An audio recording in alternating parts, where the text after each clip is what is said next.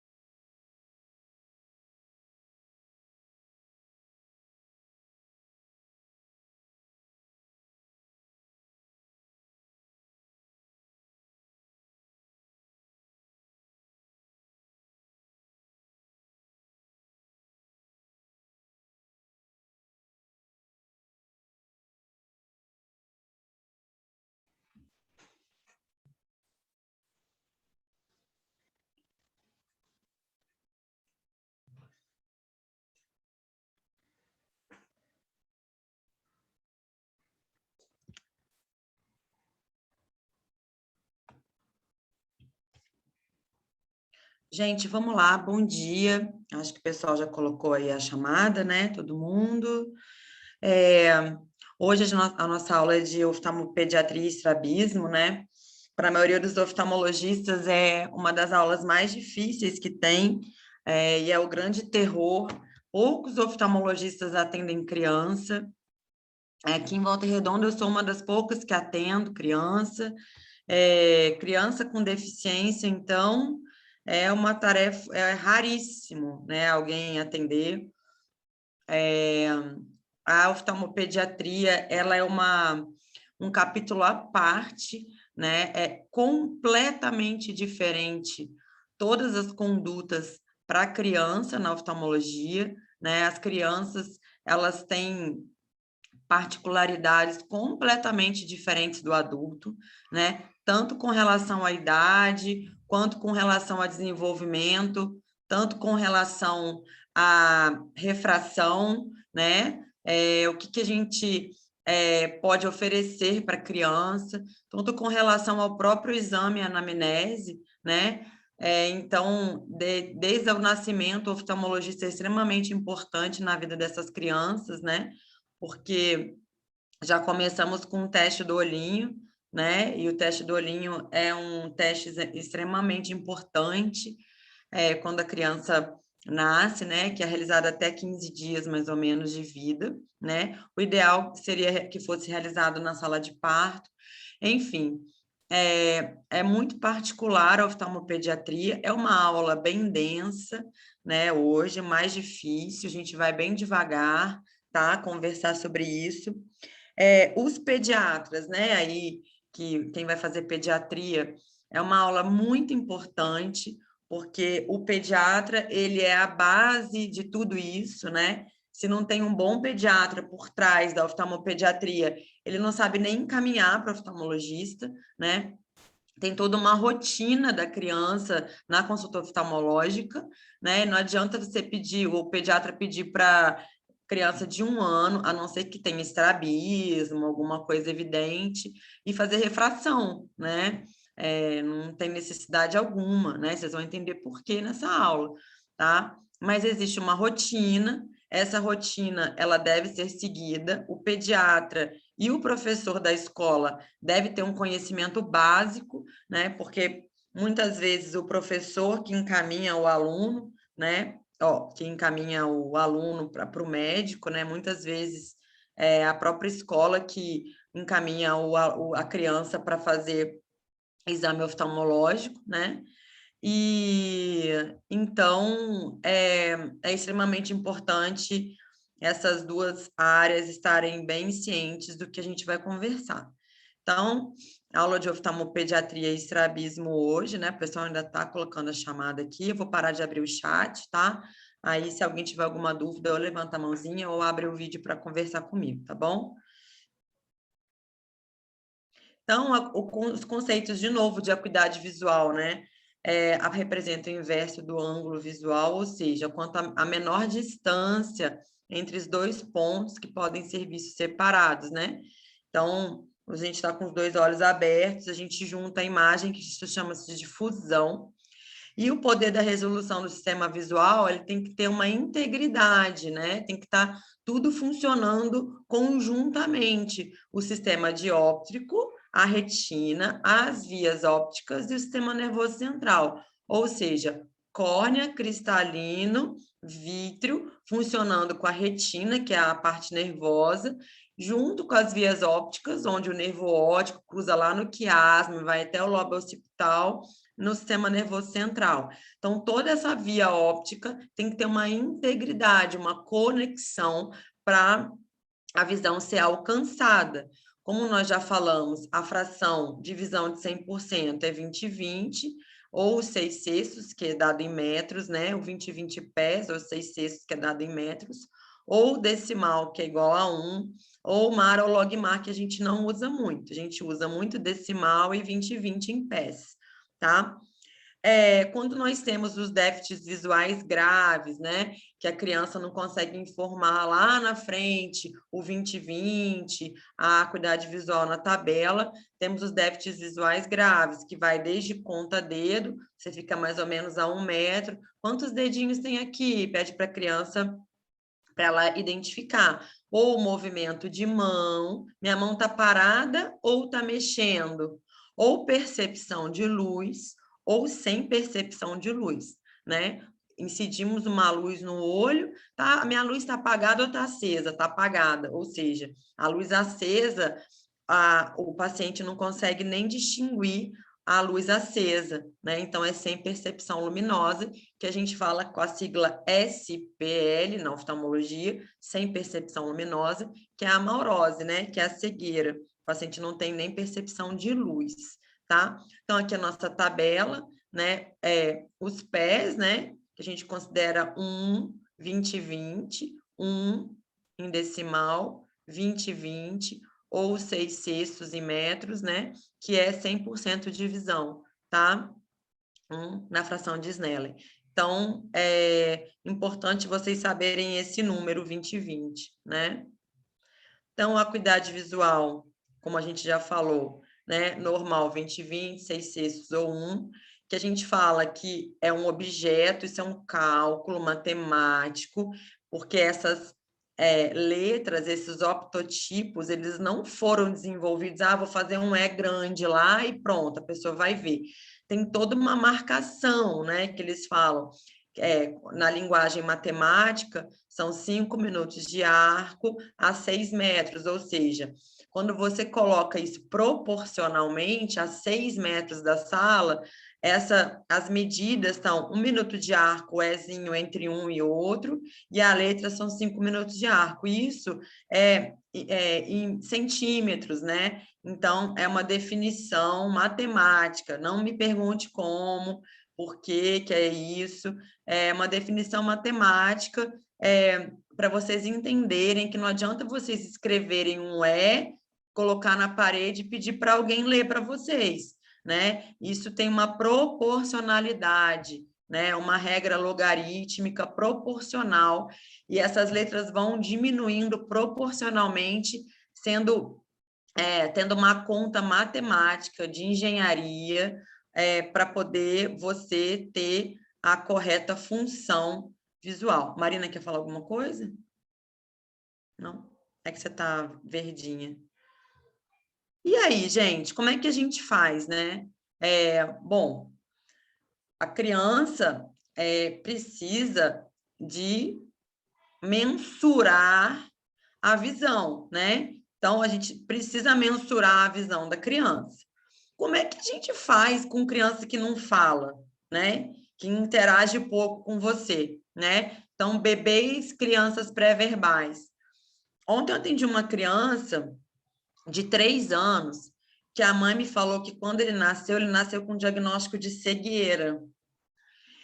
E a mãe foi ficando desesperada, levou em vários especialistas, né? E, seu filho é cego, ele não tem estímulo nenhum. Veio com um laudo que ele nasceu cego. Aí depois teve um laudo que ele teve nistagmo. Nistagmo é movimentação ocular de tentativa de foco, né? E essa criança não desenvolveu a visão, que ele era visão subnormal e estava fazendo a fisioterapia. E assim, a criança completamente normal, andando pela sala até demais, né? Pulando na cadeira, fazendo as coisas, se locomovendo. Eu falei, bom, uma pessoa cega, ela no mínimo vai entrar tateando a minha sala, né? Onde ela pode ir, onde ela não pode ir. A criança estava se movimentando normalmente dentro da sala. E com 3 anos, quase 4, ele não falava uma palavra. Você falava alguma coisa com ele. Oi, tudo bem, Heitor? Vamos interagir com a tia. Ele não falava nada, não olhava para você. Ficava num movimento de looping dentro da sala, com um diagnóstico de cegueira que eu não vi, nem de nistagmo. E muito provavelmente essa criança é autista e não tem um diagnóstico, né? Ninguém viu, encaminhou para o neurologista, enfim. Então, é uma equipe multidisciplinar, né? Existem métodos para a gente fazer diagnóstico de cegueira em criança pequena, tá? Que eu vou explicar para vocês agora, que é extremamente importante. Então, como é que a gente faz isso em criança pré-verbal? É para fazer grau nessas crianças? Às vezes eu passo óculos para bebezinho de 6 meses, mas quando a criança tem estrabismo, né? Tem um grau alto de estrabismo, né? Um olho muito desviado, né? Então, essa criança, né, que tem o estrabismo, muitas vezes ela necessita do óculos, né? Então, não adianta, criança com refração inocente de 1 ano, não adianta você levar, será que ele precisa de óculos, né? É muito difícil a gente conseguir ter uma interação da criança. A gente consegue ter um exame subjetivo, se a criança está interagindo com você, se ela está enxergando. Então, é assim que a gente faz a acuidade visual de criança. Então, depende da capacidade de fixação. Então, como que eu vou saber se essa criança tem visão ou não? Eu vou verificar o quanto que ela está fixando, seguindo objetos, interesse pelos estímulos utilizados. Então, a criança de 1 mês, ela fixa esporadicamente. Então, a criança de 1 mês, ela começa a fixar muito esporadicamente. Você mostra algum objeto bem colorido, ou a própria voz da mãe chama a atenção dessa criança, né? E ela acaba procurando, através da voz, ou se for um estímulo muito luminoso, fixar. A criança de 2 meses, ela já fixa constantemente. Então, a criança de 2 meses, você faz um estímulo luminoso ou visual, alguma coisa que chame muita atenção, ela já consegue fixar e manter uma constância de fixação. Com 3 meses, a criança começa a balbuciar, começa a interagir socialmente, já tem alguma demonstração de sorriso, né? Então, você começa a estimular, você brinca com a criança, ela já começa a sorrir e ela já segue objetos. Então, uma coisa é você mostrar para a criança um objeto, ela fixar. Outra coisa é essa criança, você mostrar um objeto e seguir esse objeto, e a criança segue o objeto. Então, com 3 meses, a criança já começa a seguir o objeto. Com 4 meses, ela já começa a ter acomodação visual. Então, para de ficar tudo embaçado para ela. Ela começa a localizar o rosto da mãe, o rosto do pai, o rosto dos familiares. Então, às vezes, você não precisa nem falar nada. Ela olha para o rosto, já interage, reconhece a mãe, reconhece um familiar, né? Então, com 4 meses, acomodação visual. Então, eu falo sempre para os pais que vão fazer teste do olhinho comigo lá na clínica, né? Para interagir, para sempre estimular a visão da criança com móvel. Esse móvel não é muito o ideal, né? Esse móvel é muito pálido. O ideal é que você coloque móveis coloridos, com cores primárias, vermelho, verde, amarelo, azul, tá? Para a criança começar a ter esse estímulo de cor e de visão, tá bom?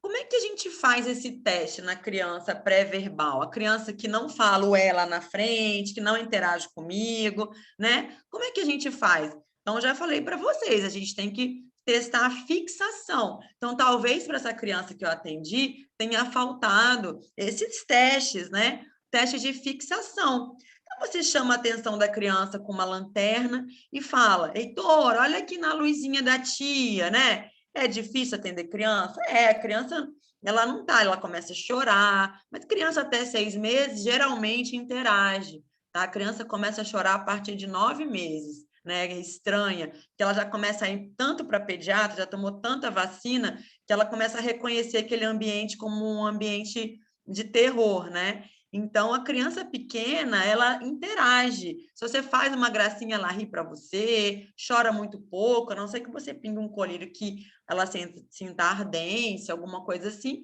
Fora isso, a criança vai achar legal e é o oftalmologista.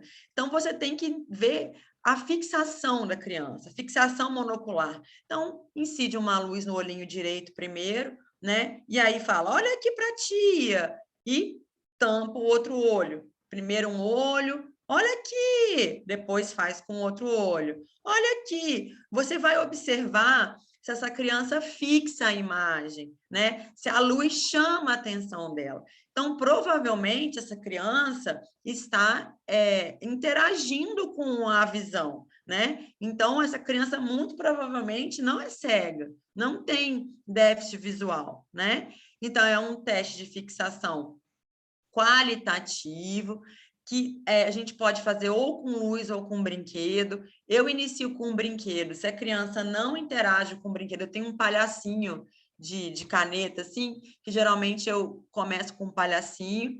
Se essa criança não interage com o meu palhacinho, eu incido a luz, né? E aí eu começo a chamar a atenção dessa criança. Eu faço um outro teste para ver se ela reage ou não à oclusão. Então, eu ocluo um olho para testar a fixação, e se ela ficar atenta, ok, ela está fixando com o olho aberto. Depois eu ocluo o outro olho e incido a luz. Se ela está atenta, ela está fixando com o olho aberto. Se eu tampo um olho e a criança começa a se desesperar, olhar para um lado, para o outro, e não fixa, ela reagiu à oclusão. Então, quando ela reage à oclusão, eu posso começar a entender que esse olho possa ter algum problema, tá? Porque ela não está fixando, ela está desesperada quando você tampa o olho bom, teoricamente, né? Então, o que ela avalia? Se a qualidade da fixação é boa, regular ou pobre. Então, opa, já me chama a atenção. Criança de 6 meses não tem diagnóstico ainda de déficit de atenção e hiperatividade ou algum grau de autismo, né? Então, criança de 6 meses geralmente já interage um pouquinho mais, ela fica meio assim, quietinha na consulta, ela fica assim, gostando daquilo, né? Ela não assusta muito fácil. Tá? Então, a mãe começa a conversar, a gente canta uma musiquinha, a criança geralmente ri, gosta da luzinha, porque aquilo é muito novo para a criança, né? É uma coisa inédita, uma luz, né? A localização, se a fixação é central, se ela está fixando central, ou se ela está buscando alguma fixação, na hora que você incide uma luz, às vezes ela consegue fixar superior, ou seja, a fixação excêntrica, fora da mácula, né? Ela está fixando em algum lugar fora, então isso já chama a nossa atenção. E a duração, se a criança dura a fixação, pelo menos por uns segundos, né? Pelo menos uns 10 segundos ali, se ela dura a fixação, é extremamente importante se a gente saber se a fixação é esporádica ou se ela se mantém fixa por algum tempo. Então, é um teste muito simples que qualquer pessoa pode fazer no consultório de pediatria, né? E o teste da fixação binocular, que avalia o quê? Se a criança tem estrabismo. Por quê? Se a criança, até 6 meses, ela tem uma imaturidade da musculatura ocular. Então, até 6 meses, a criança pode ter estrabismo, tá? Desvio, pela imaturidade da musculatura. Com 6 meses, essa criança já tem que fazer, a gente chama de RAC, reflexo centralizado, né? Quando a gente incide uma luz no olhinho da criança, o reflexo pupilar está centralizado, tá? Então, o que acontece? A partir dos 6 meses, a gente começa a avaliar estrabismo. Como que a gente avalia estrabismo? Fazendo esse teste de fixação binocular. Eu incido uma luz ou um objeto na frente da criança e vou trocando automaticamente a fixação da criança. Eu vejo se ela está fixando rapidamente com os 2 olhos e se o olho, quando eu tiro a fixação, se esse olho tem alguma movimentação. Tá? É aí que a gente faz diagnóstico de estrabismo na cidade, tá? Avalia a preferência ocular. Muitas vezes eu estou fazendo o teste de Culver na criança, ela está fixando muito bem com o olho direito, né? Aí a hora que eu vou com o olho esquerdo, ela desvia o olhar. Então, eu entendo que o olho direito é o olho dominante, ela tem essa preferência, tá? E se essa criança tem algum grau de ambliopia? Nessa idade pré-verbal, a gente ainda não faz esse diagnóstico, né? É só depois dos 7 anos. Mas a gente já começa a entender algumas coisas, ou seja, numa criança pré-verbal, se tem uma catarata que não foi diagnosticada, essa criança está diminuindo a entrada de luz e estímulo de célula na retina. Então, provavelmente, essa criança vai ter baixa de visão, tá? Então, quanto antes a gente identificar o problema, mais rápido e maior a chance dessa criança ter 20/20 de visão depois dos 7 anos. E aí, tem acuidade visual para criança pré-verbal, né? Tem. Então, eu não faço o olhar preferencial, eu não olho qual olho é preferencial da criança ou a posição do olhar da criança. É assim que a gente faz o teste de acuidade visual com algumas tabelas. Elas não são tão específicas, mas ajudam a gente, rastreiam várias doenças infantis, tá? Então, a teste de acuidade visual de Teller, que é o que a gente mais utiliza no nosso dia a dia, né? São placas com listras verticais, pretas e brancas. E tem um orifício no centro da placa, né? Então, o examinador experiente, ele fica atrás, geralmente o oftalmologista, através desse furinho, ele observa o olhar da criança. Então, eu viro a placa para o lado direito, com a listra mais grossa, aí a criança vai acompanhando. Você vê a movimentaçãozinha da cabeça da criança, ó, me chamou a atenção ali. E eu vou, aos poucos, diminuindo, tá vendo? O contraste e afinando a lista horizontal. Então, a vertical, desculpa. E a criança vai se movimentando de acordo com que eu vou colocando a placa de um lado e para o outro. Então, se a placa vai para a direita, a criança fixa o olhar para a direita. Se eu viro para a esquerda, ela fixa o olhar para a esquerda. Onde está a listra preta, a criança vai movimentando a fixação, né? Isso significa que ela tem fixação, né? É um exame extremamente importante para quando a gente tem dúvida de visão de criança, tá? Chama cartões de acuidade de Teller, e é assim que a gente faz a acuidade visual em criança muito pequena, que não fala ainda, que não interage com a gente com tabela de Snellen, tá bom? Então, aqui, ó, para vocês terem uma ideia, eu chamo a atenção da criança, né, com um objeto, e fico atrás da placa, observando para ver para que lado que a criança vai se desenvolver, vai fixar, né? Tanto nessa placa, e aí até a linha afinar, né? Então, eu vou movimentando o lado da placa e a criança vai focalizando a visão, tá? Também tem a Lea Gretchens, que é mais utilizada nos Estados Unidos, que são essas placas, uma placa branca, né? E aí a gente coloca as duas brancas primeiro, e aí vira a listrada, e aí a criança fixa na listrada, e você vê a movimentação dela na fixação da plaquinha listrada por causa do estímulo da cor ou preta ou branca, tá bom? O empacotamento de cones, que é a visão de cores, ele acontece até depois do parto, até 6 meses depois do parto.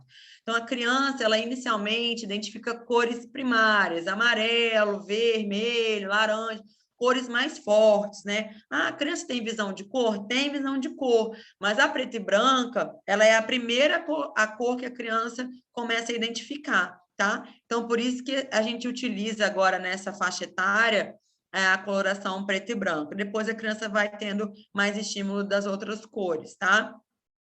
Outro teste também é o Cardiff Test, que são para as crianças um pouquinho maiores, né? Que já falam elas são pré-verbais, mas a gente considera porque elas ainda não têm informação para ou para letra nem número, né? Então, é a mesma função do olhar preferencial, né? Então, você está observando a criança, tem o barquinho embaixo, a criança olha para baixo. Tem o peixinho em cima, ela olha para cima. Tem a maçã no meio, ela olha para a maçã. Tem a casinha embaixo, ela olha para a casinha. Então, você começa a ter essa identificação do olhar preferencial da criança, que chama atenção e que é um teste extremamente importante, esses testes, para triarmos baixa de visão importante, visão subnormal e até cegueira em criança. Alguns testes que o potencial visual evocado é um teste computadorizado, né? Nós colocamos eletrodos em algumas áreas importantes, principalmente a occipital, aqui atrás, né? E através de estímulo, né? Então, que são para crianças um pouco maiores, e aí tem um estímulo visual também listrado, e aí, ou não, fica listrando, ou não, fica preto. E aí, a hora que aparece o listrado, o estímulo do córtex, o eletrodo, ele capta função de cor, seja ela qualquer, e dá um gráfico no computador, tá? É um teste muito utilizado para quem tem doença neurológica muito importante, né? Com sequela visual. Então, essas faixas pretas e brancas no monitor, através de estímulo, faz um gráfico no computador e a gente vê, começa a observar se tem algum estímulo visual nessa criança, né? Ou em adultos também a gente usa, mas geralmente é para sequelas neurológicas importantes, pacientes que têm sequelas neurológicas importantes, que a gente tem dúvida do estímulo visual ou se esse paciente está vendo alguma coisa, tá? E aí, os métodos subjetivos, né? Criança a partir de 3 anos, eu preciso de colaboração da informação. Criança com 3 anos, ela não me fala muita coisa, né? Às vezes, vai uma criança de 3 anos lá, você mostra a tabela com desenho, a criança ainda fala, tem um carrinho, tem um telefone, consegue me dizer algumas coisas, né?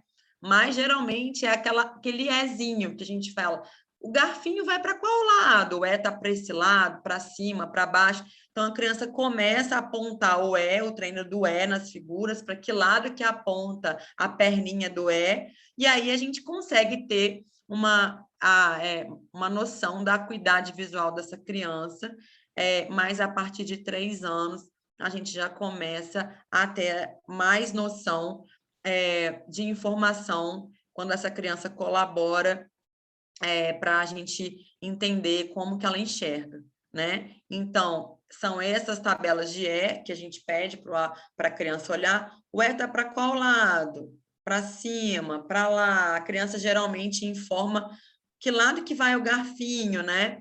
E geralmente a criança informa muito, muito bem essa tabelinha, tá? Tabela de Snellen, como estou falando para vocês, né? Então, essa tabelinha, geralmente, a gente leva para as escolas, né? Agora a gente está na pandemia, mas eu queria desenvolver com a Liga de Oftalmo um projeto que chama de Olho na Escola, né? Nós levamos essas tabelas de Snellen com optotipos e as crianças e fazemos a cuidade visual das crianças 4, 5 anos, né? E as crianças que tiverem com alguma alteração visual, a gente marca lá para elas no ambulatório para tentar identificar, para ver se tem algum problema maior ou é só refracional, né? Então, é um projeto muito interessante e essa tabela que ajuda muito a gente na detecção da acuidade visual dessas crianças. Temos vários outros tipos de tabela de símbolo, de desenho, mas a tabela do realmente é uma tabelinha que a gente utiliza e que tem um grande sucesso com criança a partir de 3 anos, tá? Agora, vamos falar do tema, né, principal dessa aula, né, porque a gente está falando tudo de acuidade visual em criança, exatamente para identificar um grande problema de saúde pública, que é a ambliopia, né? O que é ambliopia? Ambliopia é quando a criança tem uma baixa visual não estimulada até os 7 anos. O que é isso? Não estimulada, né? A criança tem algum problema no olho, ou um grau alto, ou um estrabismo, ou uma catarata, ou alguma patologia que suprimiu a entrada de luz ideal no olho da criança, que a idade-alvo, a idade limite para esse olho desenvolver é até os 7 anos, a criança, depois, quando não estimulada as células da retina, não tem mais uma visão de 20/20, de 100%, se esse olho não for identificado uma patologia ou for estimulado da maneira correta até os 7 anos. Ou seja, a identificação de patologias oftalmológicas em crianças até os 7 anos é extremamente importante. Então, atenção aos pediatras, né? Criança que está indo para alfabetização 5 anos, precisa ir ao oftalmologista antes, né? Se você nunca identificou um problema num paciente seu, ou no filho, né? Independente disso, a consulta oftalmológica ela deve ser realizada antes dos 7 anos, pelo menos quando começar a estudar ou a alfabetizar, né? Então, o que acontece muito? Às vezes, a criança ela tem um olho com 6 graus de hipermetropia e o outro olho normal. A criança ela vive muito bem, porque a criança tem uma plasticidade, né, visual muito grande. Ela consegue desenvolvendo isso. Até porque o mundo dela é um mundo de brincar, um mundo, às vezes, muitas crianças vão para a escola só com 4, 5 anos, né? Então, não tem um professor para identificar isso. Se já é difícil para pais que têm conhecimento, imagina para pais que não têm estrutura, né, e conhecimento, né, do problema. Então, os pediatras, os professores, eles são fundamentais na identificação desse problema, que é muito grande e que é muito triste da gente dar esse diagnóstico para um pai que não foi informado, né? Então, às vezes, ela tem 6 graus de hipermetropia e nada, ele vai muito bem, obrigado. Por acaso, numa brincadeira, a criança, por acaso, faz assim e fala, mamãe, não estou enxergando desse olho. Aí a mãe leva para o oftalmologista. Ela estava brincando em casa, nunca me falou nada. Já está com 8 anos, tá? Aí ele foi fazer assim, uma brincadeira com a amiguinha, não enxergou nada desse olho. Aí você vai ver, tem 6 graus de hipermetropia, ou seja, a criança já está com 8 anos, esse grau não foi identificado antes, não foi estimulado, e muito provavelmente essa criança vai ter ambliopia. O que é ambliopia? O não estímulo da visão vai fazer com que essa criança nunca seja 20/20. Qual que é o impacto disso, né? A gente até consegue correr atrás do prejuízo, tentar estimular um pouco, mas é para a qualidade de vida adulta. Então, para essa criança, esse adulto, né, vai ter dificuldade na estereopsia, ou seja, vai ter dificuldade na fusão de imagem, vai ter dificuldade na profundidade, ou seja, se a pessoa quiser fazer oftalmologia, né, e quiser operar, ser cirurgião, provavelmente ele não vai conseguir, porque precisa operar com microscópio, né? Se quiser ser policial, piloto de avião, tudo que necessite da qualidade visual 100% e que não interaja com a profundidade, né? Esse paciente terá um problema na profissão, na vida adulta e até mesmo no seu dia a dia, né? Tem um olho que não enxerga muito bem, né? É um problema muito sério, né? E aí? Então, a diminuição da acuidade visual uni ou bilateral causada pela privação visual, né? Então, a gente mais ou menos sabe que uma criança de 7 anos, ela chega a 20/20 de visão, né? Então, é a falha no processo de desenvolvimento da acuidade visual por estímulo inadequado. O que a gente tem que saber da ambliopia? Que ela é reversível se for tratada dentro do período crítico. O que é o período crítico? A gente faz uma média entre 5 e 10 anos, mas a média que a gente acompanha no dia a dia são 7 anos. Então, até os 7 anos é o período crítico do paciente, né? Então, o que a gente pode encontrar? O estrabismo, que é o desvio ocular, diferença de grau de um olho para o outro, igual eu falei para vocês, um olho de muito grau e o outro olho com baixo grau, que a gente chama isso de anisometropia, diferença de grau de um olho para o outro, altas ametropias, né? E a visão, às vezes, do paciente ser monocular, um olho muito bom e o outro olho muito ruim, né? E aí esse olho muito ruim não vai ser estimulado. Então, qualquer dessas alterações, criança com desvio, que a luz está entrando e estimulando células anômalas na retina, diferença de grau de um olho para o outro, graus altos no olho, opacidade de meio por catarata, edema de córnea, glaucoma congênito, acontece uma supressão lá nas células retinianas, que a gente chama de escotomas de Reit-Harms. Esses escotomas, eles não vão sendo estimulados. Escotomas são pontos enegrecidos na retina, né? de visão. Então, escotoma são ilhas de visão enegrecidas. E aí ocorre a ambliopia. Por quê? Porque tem uma alteração nesse sistema óptico no corpo geniculado lateral e no córtex visual. Então, a falta de estímulo nervoso na retina faz com que essa criança não tenha visão de 100%. A epidemiologia diz que até 4% das crianças no Brasil, ou seja, 4 crianças em cada 100 podem ter ambliopia.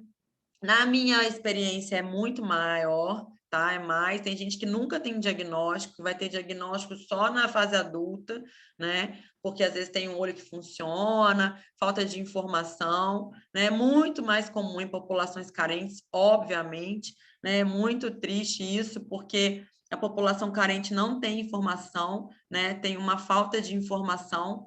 Então, essa criança não tem as mesmas oportunidades, né? Então, ela não consegue seguir e ter um óculos até os 7 anos para conseguir resolver o problema. Os caucasianos têm maior prevalência de visão esotropia, que é o estrabismo convergente, e hipermetropia, né? Isso é um dado genético, tá? História familiar de ambliopia é extremamente importante. Às vezes a criança herda uma hipermetropia alta de um familiar. Então, se você tem estrabismo ou hipermetropia alta ou astigmatismo alto, são as maiores chances de você ambliopizar, tá? Na hipermetropia e no astigmatismo. O míope não ambliopiza muito, porque o míope tem visão de perto. Então, o míope ele consegue estimular a célula de alguma forma. O hipermétrope, o astigmata, não. Então, é muito maior a prevalência de ambliopia em hipermétropes altos e astigmatas altos. Bebês prematuros, obviamente, pela própria imaturidade do sistema nervoso. Então, essa criança, muitas vezes, tem o olho muito pequeno, então o estímulo é bem menor, tá? E aí os prematuros também têm essa baixa qualidade de desenvolvimento. E bebês de baixo peso ao nascer, os PIGs também têm essa dificuldade de estímulo visual. Então, ela pode ser tanto causada por um estrabismo, que ela é mais prevalente, né? A gente vai ter aula de estrabismo depois de ambliopia, né? Ou seja, qualquer desvio ocular, seja ele esotropia ou endotropia, e a exotropia, né? Ou seja, exo para fora, endo para dentro. Esses desvios fazem com que a luz entre de uma forma, para vocês entenderem, torta dentro do olho e não estimula a mácula, que é a área da visão, estimula lugares excêntricos, outras posições na retina, né? Então, essa criança, muito provavelmente, vai ficar amblíope. Ambliopia refrativa, do alto grau, né? E a ambliopia por desuso, né? A ambliopia por privação. Às vezes a criança nasce por via de parto, lesa a pálpebra, faz uma ptose, né? E fica aquela pálpebra caída na frente da pupila. Desuso, não entra luz no olho, catarata congênita, glaucoma congênito. Então, tudo isso faz com que ocorra o desuso ou não estímulo de células retinianas, né? E, ao mesmo tempo, a privação visual. E aí, como é que eu trato ambliopia? Então, vocês já viram aquelas crianças com piratinha, né? Às vezes você vê assim, ai, tadinho daquele bebê, tá com um tampão no olho. Tem gente que fica assim, né, apavorado, né? Meu Deus, aquele tampão no olho da criança. Né? Eu já vi, assim, vários pais, assim, às vezes tem uma criança na creche com um tampão, criança ai, é um tampão, cuidado com o amiguinho. Aquilo está salvando a visão da criança, né? Por quê? Quando você não tem um estímulo de um olho ou dos 2 olhos, se você fizer um tampão, tampar o olho bom e deixar o olho ruim estimulando, esse olho ele vai começar a entrada de luz sem dividir com o olho bom.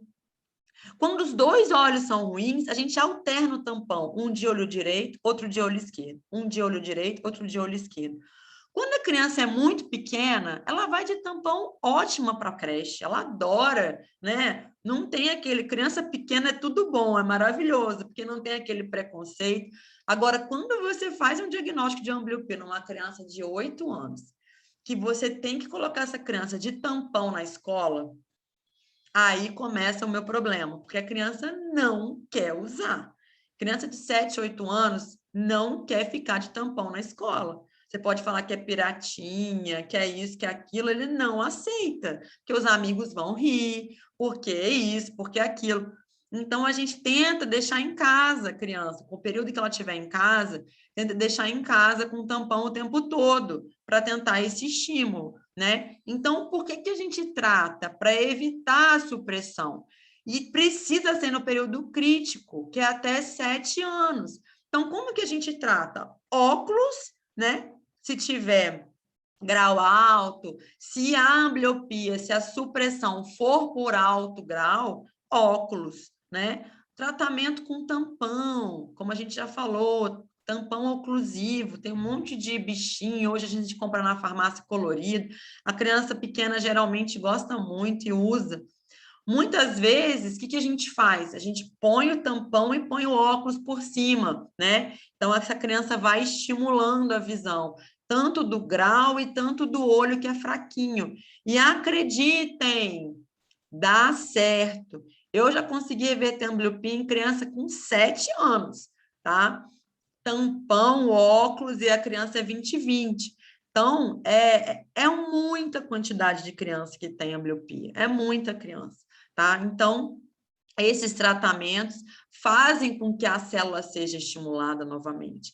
Como eu falei para vocês, as crianças elas têm muita plasticidade neurológica, né? Então, é muito importante o tratamento e a identificação de ambliopia em criança até 7 anos, tá? O teste do olhinho, né, que a gente vai falar agora para vocês, o que é o raio do teste do olhinho? Que toda criança que nasce tem que fazer o teste do olhinho, né? Então, na sala de parto, está meio abolido no Brasil, né? Geralmente, quem acaba de fazer o parto encaminha para o oftalmo para a gente fazer o teste do olhinho. O teste do olhinho nada mais é do que o reflexo da retina. Como a gente já sabe, né, o campo vermelho, quando a gente incide uma luz lá na retina, vem um reflexo vermelho, significa que os meios estão transparentes, né? Então, o teste do olhinho é capaz de identificar opacidades no olho, né? E por que ele é extremamente importante? Para identificar algumas coisas, mas o mais importante é para identificar um tumor dentro do olho que a criança pode nascer, que chama retinoblastoma. O retinoblastoma é um tumor de alteração genética maligno, né, que a criança pode ter, e através do screening do reflexo vermelho, a gente consegue identificar, porque o reflexo fica branco, né, não fica vermelho, tá? Muitas vezes conseguimos identificar glaucoma congênito, que a criança já está desenvolvendo esse glaucoma intraútero, então a córnea nasce com muita opacidade, então tem alteração do reflexo vermelho. Algumas cataratas grandes a gente consegue identificar no teste do reflexo vermelho. Catarata muito periférica, pequenininha, a gente não consegue identificar no teste do reflexo vermelho. O teste do reflexo vermelho me diz se a criança vai ter grau? Não. Me diz se essa criança vai ser estrábica? Não. Né? A gente não sabe. Até 6 meses a criança tem algum grau de estrabismo, tá? Então, o ideal é que ela seja feita na maternidade, ou na primeira consulta de puericultura. Eu faço uma rotina no consultório de, ao nascer, 6 meses, 1 ano, para teste de reflexo vermelho, tá? Mas pela Sociedade Brasileira de Oftalmologia Pediátrica, faz primeira consulta puericultura, segundo mês de vida, sexto, nono, 12º, até 1 ano. Essa criança, mais ou menos a cada 3 meses, é importante ela fazer o teste do reflexo vermelho para saber se está tudo bem, né? Não é grau de óculos, tá? É teste do reflexo vermelho. Com 6 meses, geralmente eu já faço outros testes, o teste de fixação, né? Fixação de acompanhar objetos, se reage ou não à oclusão, e teste de reflexo vermelho. Então, eu já faço alguns outros testes com os bebezinhos que fazem teste de reflexo vermelho comigo. Então, o teste do reflexo vermelho é muito simples, é através do oftalmoscópio direto, né? Você escurece a sala, tem uma distância mais ou menos de 50 centímetros e ilumina a pupila. Compara sempre um olho com o outro. Vem esse reflexo vermelho normal, reflexo vermelho normal alterado no outro olho, normal e alterado no outro olho. Se vier o reflexo alterado conforme está na foto, a gente tem que dilatar e investigar qual a causa dessa alteração na criança. Então, um teste extremamente importante, assim como o da linguinha, para saber se a criança tem freio curto, assim como o da orelhinha, para saber se a criança tem estímulo de audição. O teste do reflexo vermelho é um teste extremamente importante na triagem do recém-nascido, né? Então, os reflexos alterados precisam ser identificados, principalmente na caso de catarata e retinoblastoma. Na hora de catarata, vocês vão ver a catarata congênita, uma vez identificada, o tratamento é cirúrgico na hora, tá? Tem que operar rápido para a luz entrar no olhinho dessa criança e estimular de maneira correta, sem supressão, tá?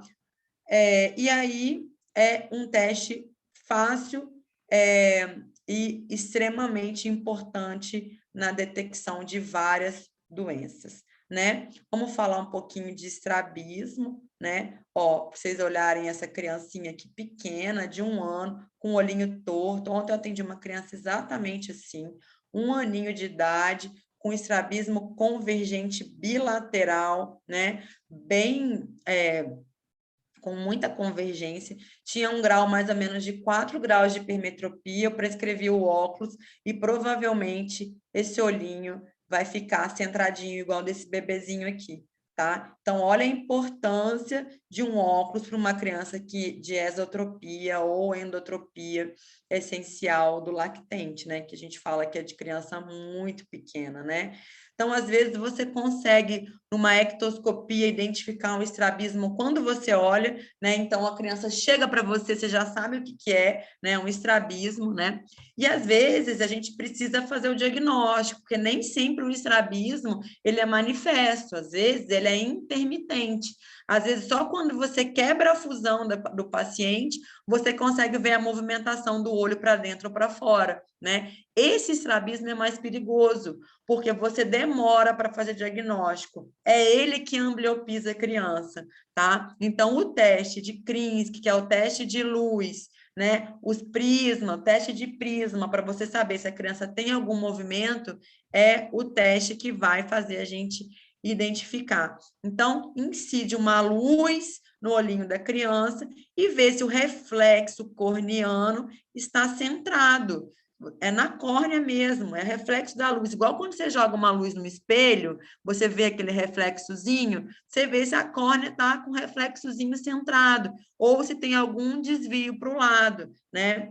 É um teste muito simples que você consegue fazer em todas as crianças no consultório. Então, às vezes, ele está centradinho, ó, reflexo da córnea, aqui, esse branquinho no meio aqui. Olha o branquinho aqui já para o lado, tá vendo? Ó, o reflexo para o lado. Opa! Aqui pode ter um estrabismo escondido, tá? Ó, olha aqui, ó. Olha o reflexo aonde está aqui, né? Lá na ponta da córnea, né? Olha esse aqui aonde está. Esse estrabismo já é manifesto. Então, é só incidir a luz e observar aonde está batendo o reflexo da córnea, tá? Então, são métodos fáceis e rápidos para você identificar um estrabismo, que às vezes com o próprio óculos você consegue salvar o olho dessa criança, né? Então, aqui, olha, os crins, olha, o reflexo aqui, só para vocês terem uma ideia, né? Ó, aqui está um pouquinho alterado, ó, olha aqui, ó, tá vendo, ó? Um pouquinho para o lado, ó, olha aqui, ó, um pouquinho para o lado também, tá vendo? Então, você consegue, através de uma incidência de luz, né, observar a que direção que está o reflexo na córnea, né? Então, é extremamente importante esse teste da lanterninha, tá? Aqui tem vários desvios. E o Krinsky, o que você faz? Você usa uma lente prismada na frente do olho do paciente. Então, eu sempre falo no ambulatório lá no internato que o prisma, a base do prisma, ela puxa o olho, tá? Então, quando você coloca o prisma, aqui está a base do prisma. Se o olho está um desvio para fora, se você coloca a base do prisma para dentro, o olho tende a centralizar. Então, muitas vezes, você não precisa fazer cirurgia. Às vezes, um óculos com uma lente prismada, você consegue corrigir o desvio do estrabismo, tá? Então, é outro teste que a gente faz dentro do consultório para saber se esse olho vem para o lugar. Então, observem essa criança, né? Ela está com um desvio para dentro do olho, né? Olha aqui, ó. Olha o reflexo da pupila aqui, centrado, da córnea, né? Dentro da pupila. E olha o reflexo da córnea fora da pupila. Olha aqui, tá fora, né? Então, esse olhinho aqui ele é torto, ele tá torto para dentro. Olha só a hora que eu ponho um prisma de base temporal, ou seja, eu puxo o olho para lá, para fora, que o olho não está para dentro. Então, essa lente de prisma faz o olho ir para fora. E olha como, com 30 prismas, olha como eu centralizo esse olho. Então, às vezes, só de passar uma lente prismada para o paciente, ele já centraliza e a luz começa a entrar de forma central. Então, essa criança não vai ambliopizar. Olha que interessante. Existe óculos prismado, tá? Só mandar fazer na ótica.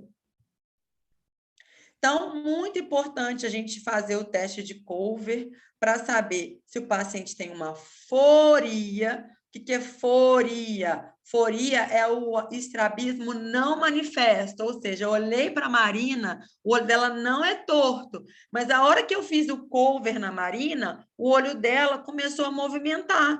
E aí, opa, a Marina tem um desvio aqui, pequeno. Então, a Marina tem uma foria. Tem uma exoforia ou uma endoforia.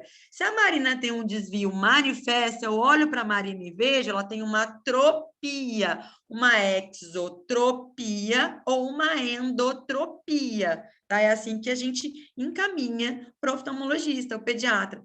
Oftalmologista, a paciente provavelmente tem uma endotropia, que eu olho para o meu bebezinho e vejo que ele tem um desvio para dentro, manifesto, tá? As forias, nós fazemos o diagnóstico, é difícil fazer, né? Então, tem que ter todo um aparato de cover no consultório, para a gente poder identificar, só que ela é mais perigosa. Por quê? Porque ela não é manifesta, o estrabismo está escondido, e aí essa criança tem maior chance de ambliopizar. As versões, é muito simples, olha para um lado, olha para o outro, olha para cima, olha para baixo. Então, as versões, elas seguem a função muscular, reto medial, reto lateral, oblíquo inferior, oblíquo superior, reto superior, reto inferior. Então, as versões me falam a função muscular. Se o reto superior está tendo boa função, se o reto inferior está tendo boa função, é exatamente esse teste. Olha para o lado, olha para cima, olha para baixo. Muitas vezes, algumas crianças têm uma paresia de músculo. O olho não vai para o lado ou não vai para cima. Esse também é um problema de estímulo. Por quê? Se essa criança não estimula a visão superior quando o olho sobe, ela pode ficar amblíope. Então, é um teste muito fácil de fazer dentro do consultório. É só pedir para a criança seguir um objeto. Olha para cá, olha para lá, olha para cima, olha para baixo. Né? Então, o estrabismo é a falta de paralelismo dos olhos, né? E tem alteração da visão binocular. Ele pode ser para dentro, para fora, e existem os estrabismos para cima e para baixo, né? São as hiperfunções de oblíquo e os HTs, que a gente fala, que é o estrabismo vertical, tá? Que é um estrabismo chato de tratar. Ocorre em 3% das crianças, e o tratamento deve ser iniciado logo que o diagnóstico for feito. Se a criança for bebê com 6, 7 meses, continua estrábica, precisa ser identificado e precisa ser tratado. Por quê? Porque desde sempre esse olho está sendo estimulado, senão ela pode ficar amblíope, tá? Lembrar sempre do estrabismo em criança, né? Lembrar que até os 6 meses existem o estrabismo, os pediatras vão sempre ter que responder isso no consultório. Meu bebê está estrábico. Quantos meses ele tem? 4. É normal até os 6 meses. Se depois de 6 meses continuar, temos que intervir, né? Porque a criança tem uma imaturidade da musculatura ocular. Então, temos 4 músculos retos e 2 músculos oblíquos. Então, as crianças têm uma imaturidade dessa musculatura até os 6 meses. O equilíbrio da musculatura é uma ortoforia. Quando a gente não tem o equilíbrio da musculatura, temos a exoforia ou a endoforia, quando o desvio não é manifesto, e a hiperforia ou a hipoforia, quando nós fazemos o teste de fixação ou de cover, e você vê a movimentação ocular nesses testes. E as tropias, quando os desvios são manifestos. Olhei para a Marina e vi que ela tem desvio. Opa, depois dos 6 meses, vamos intervir, senão essa criança vai ficar amblíope. Imagina uma criança amblíope bilateral, né? Todo dia a gente vê isso. Esses dias mesmo eu atendi uma menina de 30 anos que ela tem um grau alto de hipermetropia com astigmatismo, que ela é amblíope bilateral, ela tem 20/100, 20/80 de visão, ela é visão subnormal, né? E isso atrapalhou, obviamente, a vida dela profissional, a vida dela, ela teve que optar por carreiras que facilitasse a vida dela. E uma coisa que poderia ter sido evitada se tivesse um diagnóstico antes dos 7 anos, tá? Então, a incidência de estrabismo convergente é bem maior, né? O estrabismo convergente, ele chega a 70%, tá? E o divergente é maior na fase adulta. Lembrar sempre da história familiar, o pai e mãe com ambliopia, pai e mãe com estrabismo, perguntar se tem, e identificar e investigar na criança, a idade do aparecimento do estrabismo. Igual ontem, atendi um bebezinho no último paciente de 1 ano. Falei, quando começou o estrabismo, mãe? Estrabismo convergente. Ela falou, desde que ele nasceu, inicialmente falaram que era normal e manteve depois dos 6 meses, ele está com 1 ano, onde a gente prescreveu óculos e tampão para essa criança desenvolver a visão, tá?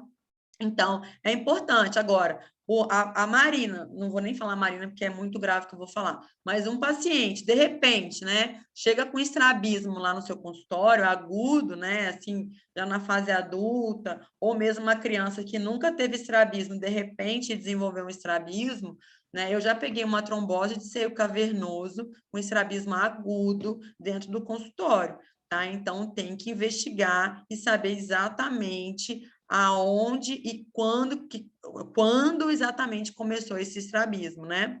Então, a etiologia do desvio, aí a gente vai identificar dentro da oftalmologia, bem específico. Sempre, acuidade visual, refração, qual o olho que a criança domina, né? Fazer aquele teste de prisma para ver se vai a musculatura, se a musculatura não está paralisada, com uma paresia, e afastar epicanto. O que é o epicanto? Aquele excesso de pele que a criança tem aqui no canto do olho, tem a base do nariz bem alargado, que a gente faz assim, o olho abre. Mãe, ele não tem estrabismo não, é um epicanto, tá? Então, tomar muito cuidado com esses pseudoestrabismos por causa de base de nariz alargada, tá? Sempre oclusão do olho bom alternado. Então, alterna, porque se você deixar o olho bom com oclusão sempre, ele vai ambliopizar por supressão. Então, alternar os olhos, né? Oclusão, para esse olho entrar num paralelismo. Correção do grau, caso exista. Sempre colocar o grau na criança. Mas ele é muito bebezinho, vai usar óculos? Vai. Existe óculos para bebê, tá? Você consegue comprar em qualquer ótica.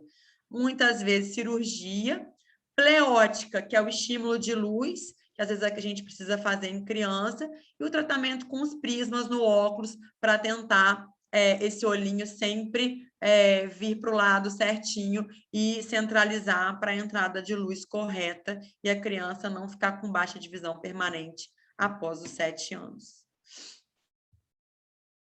Então, aqui, ó, os estrabismos, olha aqui o reflexo onde está, ó, na luzinha, né? Um estrabismo convergente, né? Olha esse bebezinho, né?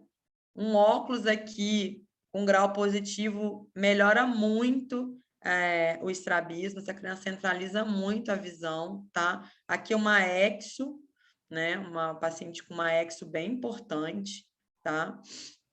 Manifesta, né? Uma exotropia, né? Bem manifesta, tá bom?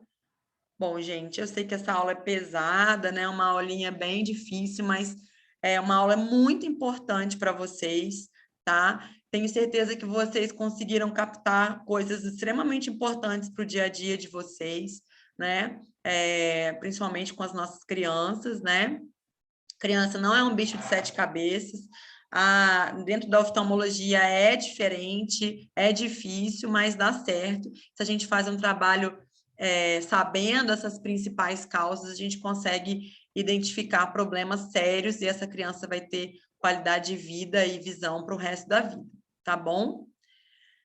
Se alguém tiver alguma dúvida, pode falar comigo. Oi. Quando você diz ali, tipo, na classificação dos estrabismos, aí tem tanto o manifesto quanto o não manifesto, né? Quando tem a opção de hiperforia e hipoforia, hiper é para cima, hipo é para baixo, são os estrabismos verticais. Eu ia te perguntar isso, era anterior, inferior, superior e inferior. Então beleza. Isso, aí tem a endo, a exo, a hiper e a hipo. Beleza, obrigada. Tá? Uhum. Nada.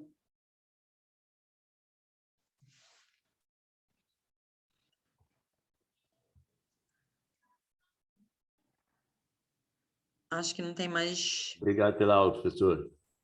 Quem está falando? Professora. Oi. Oi, Hugo. Obrigada a você por ter assistido, viu? Professora. Oi, pode falar. Bom dia. Então, Bom dia.